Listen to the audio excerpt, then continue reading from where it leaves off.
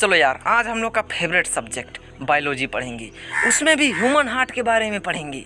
आज हम लोग अपने दिल के बारे में पढ़ेंगे। देखते हैं कि दिल क्या क्या काम करता है।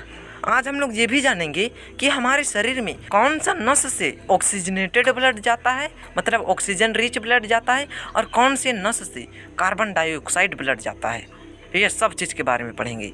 हमारे शरीर के ऊपर ऊपर जो नस दिखते हैं वो कौन सा नस है, ये सब भी जानेंगे। भैया चलो सबसे पहले हम लोग नस के बारे में ही जान लेते हैं। ब्लड वेसल्स, इंग्लिश में इसको ब्लड वेसल्स कहते हैं। कोई इसका डेफिनेशन पूछ दे तो क्या कहोगे? ब्लड वेसल एक ट्यूब है जिसके अंदर से ब्लड एक जगह से दूसरे जगह ट्रेवल करता है। हाँ भाई हाँ, कितना मस्त डेफिनेशन है। अरे यार, ये ही डेफिनेशन है।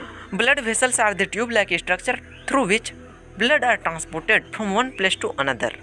भैया जैसे गाड़ी को एक जगह से दूसरे जगह जाने के लिए रोड का ज़रूरत होता है, उसी तरीके से खून को एक जगह से दूसरे जगह जाने के लिए ब्लड वेसल्स का ज़रूरत होता है, नस का ज़रूरत होता है। चलो नस के बारे में और कुछ जानते हैं। यार हमारे शरीर में ना टोटल 3 प्रकार के नस पाए जाते हैं। There are 3 types of blood vessels found in human body. सबसे पहला का नाम है आर्टरी, दूसरा का नाम है वेन्स, और तीसरा का नाम है कैपिलरीज। कैपिलरीज के बारे में हम पहले भी कुछ डिस्कशन कर चुके हैं। चलो इसमें भी हम लोग थोड़ा मोड़ा डिस्कशन कर लेंगे। पहले आर्टरी और वेन के बारे में जान लेते हैं। पहले मैं बता दूं, जो आर्टरी होता है ना भाई, वो हमारे शरीर के अंदर अंदर जाता है, और जो ऊपर ऊपर नीला नीला नस दिखता है ना, ये वेन होता है ना, ये हमारे बॉडी के ऊपर ऊपर जाता है। क्यों ऊपर ऊपर जाता है ये भी हम लोग डिस्कस करेंगे। अभी सब डिस्कस करेंगे यार, कुछ भी चीज़ छूटने वाला नहीं है। Arteries are the blood vessels which take blood away from the heart. Artery वैसे ब्लड वेसल्स होते हैं जो पूरे ब्लड को शरीर में पहुंचाते हैं। मतलब आर्टरी है ऐसा रास्ता है जिससे ब्लड पूरा शरीर में जाता है। और वापस आने का रास्ता कौन है यार? वापस आने का रास्ता वेन है। भैया तो जाते समय खाली खाली जाता है? नहीं यार नहीं, जाते समय वो अपने सिर पे ऑक्सीजन ढो के जाता है और बांटते बांटते जाता है, कि सब सेल को बांट देता है, कि जाते समय रास्ते में जो जो सेल आते हैं सबको बांटते जाता है और पूरा शरीर में बांट के ख़त्म कर देता है। पूरे शरीर को ऑक्सीजन देने के बाद वापस आने समय वो आर्टरी के रास्ते नहीं आता है, वापस आते समय वो वेन के रास्ते वापस आता है। वेन वैसे ब्लड वेसल हैं जिसके द्वारा ब्लड पूरा शरीर से हमारे हार्ट की तरफ आता है, हमारे हृदय की तरफ आता है। भैया आते समय भी ये खाली खाली नहीं आता है। तुम्हें पता होगा कि जब सेल के माइटोकॉन्ड्रिया में एनर्जी बनता है तो उसमें से कार्बन डाइऑक्साइड निकलता है। जाते समय तो ब्लड सब सेल को ऑक्सीजन देते गया, लेकिन जब आता है ना तो उस समय सब सेल से कार्बन डाइऑक्साइड लेते जाता है, कि दे रे तेरा जगह कार्बन डाइऑक्साइड है लान। काहे कि सेल के लिए कार्बन डाइऑक्साइड एकदम फालतू चीज़ है भाई, तो अपना फालतू चीज़ ब्लड को दे देता है कि भैया ले ले यार, मेरा ये कचरा है, इसको तुम ले ले और फेफड़ा को दे देना। शरीर के एक एक सेल से कार्बन डाइऑक्साइड लेके ब्लड वेन के रास्ते हार्ट की तरफ आता है। लेकिन यार उसको तो फेफड़ा ना जाना चाहिए, क्योंकि फेफड़ा में ही कार्बन डाइऑक्साइड बाहर निकलेगा। यार वो हार्ट में इसलिए घुसता है ताकि वो अपना स्पीड बढ़ा सके। हार्ट हुमच के उसको पंप करता है ना यार, एकदम जंप करके वो फेफड़ा में नस के द्वारा चला जाता है। वो नस का नाम सभी बताऊंगा। फेफड़ा में चला जाता है, उसके बाद फेफड़ा को बोलता है कि अरे फेफड़ा ले ले ये कार्बन डाइऑक्साइड को ले ले और हमको ऑक्सीजन को दे दे। तो फेफड़ा को कार्बन डाइऑक्साइड दे देता है और फेफड़ा नाक के द्वारा कार्बन डाइऑक्साइड को बाहर निकाल देता है, और हम लोग सांस लेते हैं ना, उस समय ऑक्सीजन भी जाता है, तो ऑक्सीजन को ब्लड में फिर लोड कर देता है और फेफड़ा भेज देता है कि जा रे जा जा तुम हार्ट की तरफ जा। वो दिल की तरफ भेज देता है। उसके बाद हार्ट और हुमाच के पंप करता है भाई। हुमाच के पंप करने के बाद वो ब्लड पूरा शरीर में ऑक्सीजन बांटता है। पूरा शरीर में नस फैला हुआ है ना यार, इसलिए पूरा शरीर में ऑक्सीजन बांटता है। ऑक्सीजन पूरा बांट के ख़त्म कर देता है, तो पूरा सेल से उसके बाद कार्बन डाइऑक्साइड लेना शुरू होता है, क्योंकि उस समय तक सेल में एनर्जी भी बन जाता है। एनर्जी को हम लोग यूज करते हैं, कार्बन डाइऑक्साइड को खून लेके हार्ट की तरफ जाता है, हार्ट उसको पंप करता है, फिर फेफड़ा में जाता है, फेफड़ा को कार्बन डाइऑक्साइड देता है। ऐसा ही चलते रहता है गोल गोल गोल गोल, समझा? तो यार मैंने अभी ब्लड का सर्कुलेशन बताया। इस सर्कुलेशन से तुम्हें पता चल गया होगा कि आर्टरी से ऑक्सीजनेटेड ब्लड जाता है, ऑक्सीजन रिच ब्लड जाता है, और जब ब्लड वापस आता है तो कार्बन डाइऑक्साइड को ले लेता है और वेन के रास्ते वापस आता है। सेकंड पॉइंट समझ गए हो? कि थर्ड पॉइंट देखो यार, खून जब आर्टरी में बहता है ना तो एकदम झटके के साथ बहता है, क्योंकि यार हार्ट हुमच के पंप करल रहता है ना, हार्ट पंप करता है और तो आर्टरी में चला जाता है खून। तो इतना स्पीड खून रहता है ना कि एकदम झटके के साथ बहता है, जर्क के साथ। लेकिन वेन तक आते आते खून का स्पीड धीरे हो जाता है, धीरे हो जाता है। इसलिए वेन्स में खून झटके के साथ नहीं बनता है, बहता है, धीरे धीरे बहता है। यार भाल्व मतलब जानते हो भाल्व किसको कहते हैं? इस टाइप का स्ट्रक्चर रहता है भाल्व। भाल्व ना यार खून को एक ही डायरेक्शन में बहने देता है। जैसे कि इस नस में आगे से यहाँ पर ब्लॉकेज हो गया है, कुछ दिक्कत हो गया है, तो खून वापस मुड़ने खोजता है, लेकिन यार भाल्व रोक देता है। भाल्व का स्ट्रक्चर देख रहे हो ना यार, एक ही तरफ से जाने देगा, इधर से जाएगा तो जाने देगा, और ऊपर से आने खोजेगा तो रोक देगा, ऐसा रोक देगा। यार आर्टरी में तो खून पूरा स्पीड से बहता है, इसलिए उसमें तो भाल्व का ज़रूरत नहीं होता है, क्योंकि इसमें वापस लौटने का सवाल ही नहीं होता है। बहुत स्पीड से खून बहता है ना यार, छोटा मोटा ब्लॉकेज को एकदम पार कर देता है। वैसे भी आर्टरी हमारे शरीर के एकदम अंदर पार्ट में रहता है, भेन ना ऊपर ऊपर रहता है। बॉडी में जो ऊपर ऊपर नस दिखता है ना, वो भेन है, आर्टरी नहीं है। आर्टरी तो अंदर है, आर्टरी हमें दिखता भी नहीं है। यार भेन हमारे बॉडी के ऊपर पार्ट में है, उसमें किसी तरीके से ब्लॉकेज भी आ सकता है। कहीं से हम लोग जता गए तो ये नस में ब्लॉकेज आ गया। अब इस नस में ना खून उतना प्रेशर से बहता भी नहीं है कि ब्लॉकेज में भी आगे चल जाए। इसमें लुसुर लुसुर बहता है, धीरे धीरे बहता है। आगे अगर कहीं पर ब्लॉकेज है तो फिर खून वापस भी जा सकता है। तो इसी को रोकने के लिए हमारे शरीर के वेन्स में भगवान ने भाल्व लगा दिया। जा आगे है ब्लॉकेज है तो आगे ही अटकल रहेगा, वो वापस नहीं घूरेगा। क्यों वाल्व प्रेजेंट रहता है ये तो तुम्हें पता चला ना। सबसे पहला बात कि ये हमारे शरीर के ऊपरी भाग में प्रेजेंट होता है। बात कि इसमें हमारा खून कम स्पीड में बहता है, इसमें हमारा खून का स्पीड कम होता है, क्योंकि भाई पूरा आर्टरी ट्रेवल करके आएगा तो आते आते उसका स्पीड कम होगा ना। आर्टरी पूरा ट्रेवल करेगा उसके बाद ना वेन्स में जाएगा, इसलिए इसमें थोड़ा स्पीड कम हो जाता है। यार जो आर्टरी होता है ना तो उसका छेदा थोड़ा पतला दिखता है। पतला क्यों दिखता है? नस तो आर्टरी और वेन दोनों एक ही साइज का होता है, लेकिन आर्टरी का जो वाल है ना यार, जो वाल है वो ज़्यादा मोटा रहता है, क्योंकि इसमें खून पूरा प्रेशर के साथ बहता है, पूरा स्पीड के साथ बहता है। अगर पतला रहेगा तो इसका वाले फट जाएगा, इसलिए भगवान ने इसका वाल को मोटा बनाया, इसलिए इसके अंदर का छेदा थोड़ा छोटा रहता है। देखो ये वेन का नस है और ये आर्टरी का नस है, दोनों में कितना डिफरेंस है।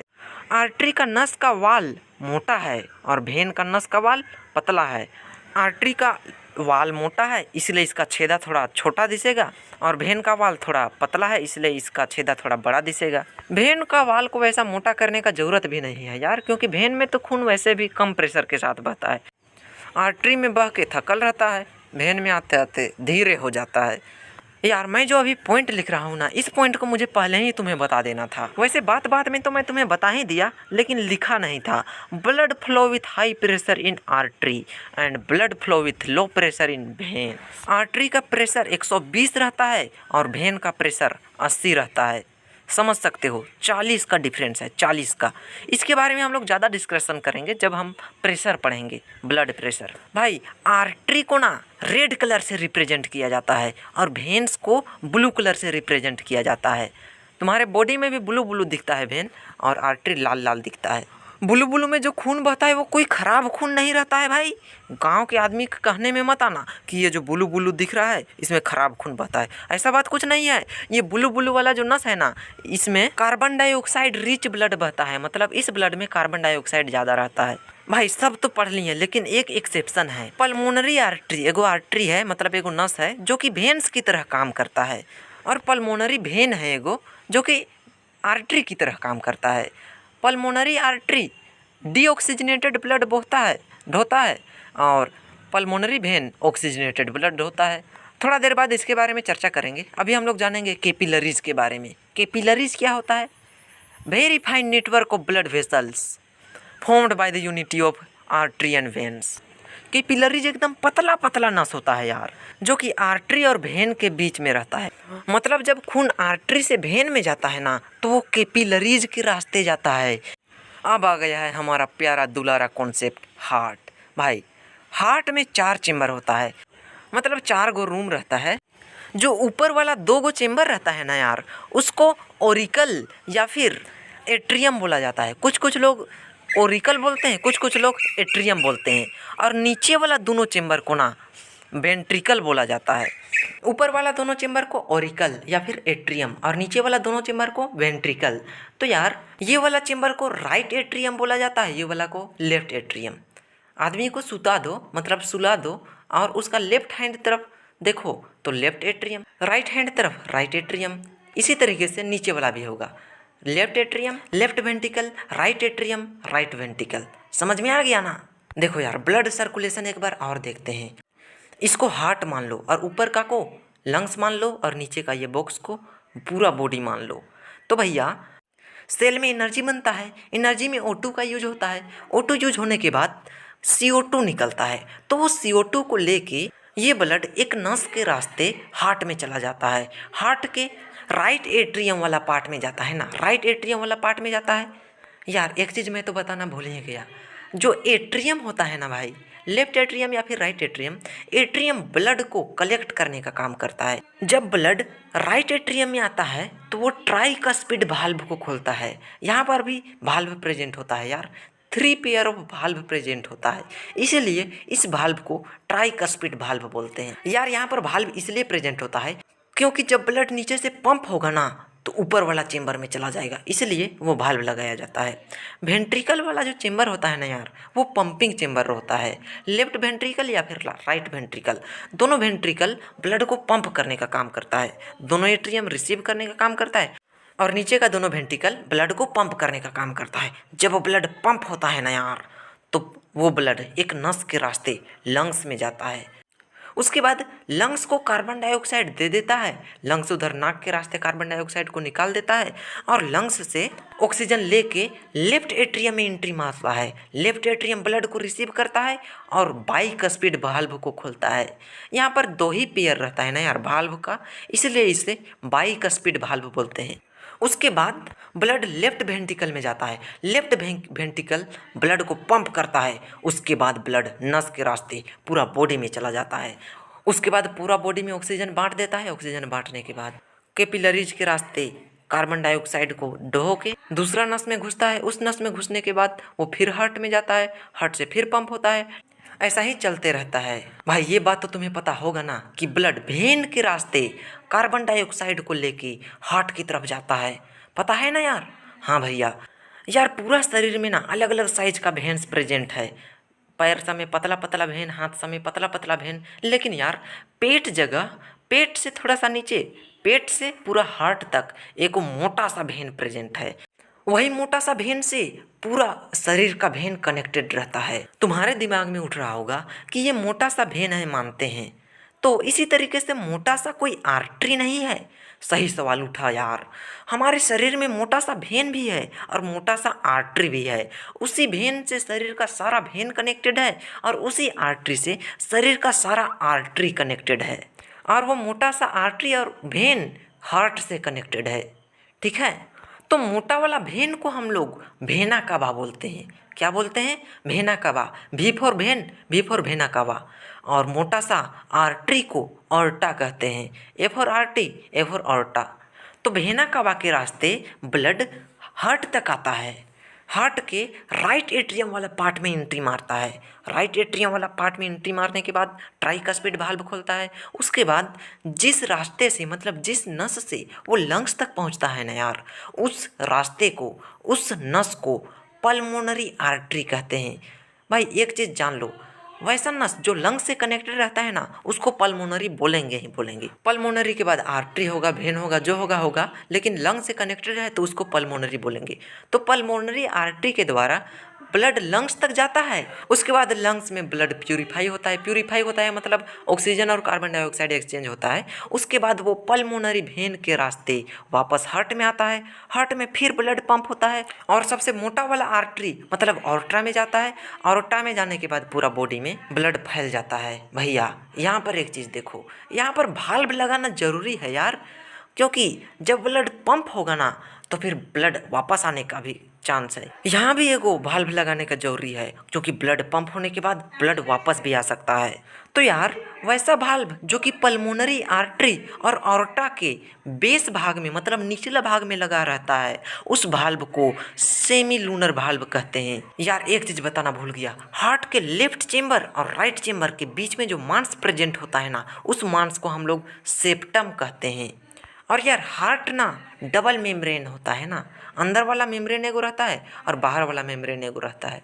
ये मेम्ब्रेन को पेरिकार्डियम कहते हैं। और दोनों मेम्ब्रेन के बीच जो चीज़ पाया जाता है, जो सेमी सॉलिड टाइप से पाया जाता है, तो उस चीज़ को पेरिकार्डियल फ्लूइड बोलते हैं, FLUID। एक बार इस डायग्राम में भी देख लेते हैं। वेना कावा के द्वारा ब्लड इसमें घुसता है राइट आर्ट्रियम में, उसके बाद ट्राइकस्पिड वाल्व खुलता है, उसके बाद ब्लड राइट वेंट्रिकल में आता है, उसके बाद ब्लड पंप होता है तो वो पल्मोनरी आर्टरी वाला नस में जाता है, उसके बाद लंग्स में जाता है, लंग्स में फिर कार्बन डाइऑक्साइड लंग्स के द्वारा हमारे शरीर से बाहर निकल जाता है और ऑक्सीजन ब्लड में मिक्स हो जाता है और फिर किस रास्ते से आता है, उस रास्ता का नाम है पल्मोनरी वेन। याद रखना, oxygenated blood pulmonary vein, deoxygenated blood pulmonary artery. Pulmonary vein के रास्ते लेफ्ट एट्रियम में आता है, उसके बाद बाइकस्पिड वाल्व को खोलता है, उसके बाद वो लेफ्ट वेंट्रिकल में आता है, लेफ्ट वेंट्रिकल में ब्लड पंप होता है, उसके बाद पंप होने के बाद वो पूरा बॉडी में फैल जाता है। यार लेफ्ट वेंट्रिकल का नीचे वाला मांस ना थोड़ा मोटा होता है, क्योंकि लेफ्ट वेंट्रिकल ना यार बहुत जोर से प्रेशर लगाता है, इतना जोर से प्रेशर लगाता है ना कि ब्लड पूरा शरीर में फैल जाता है। मांस पतला रहेगा तो पूरा लेफ्ट वेंट्रिकल फट जाएगा। भैया पूरा कॉन्सेप्ट तो तुम्हें समझ में आ गया होगा। चलो फिर मिलते हैं नेक्स्ट पार्ट में। Bye bye.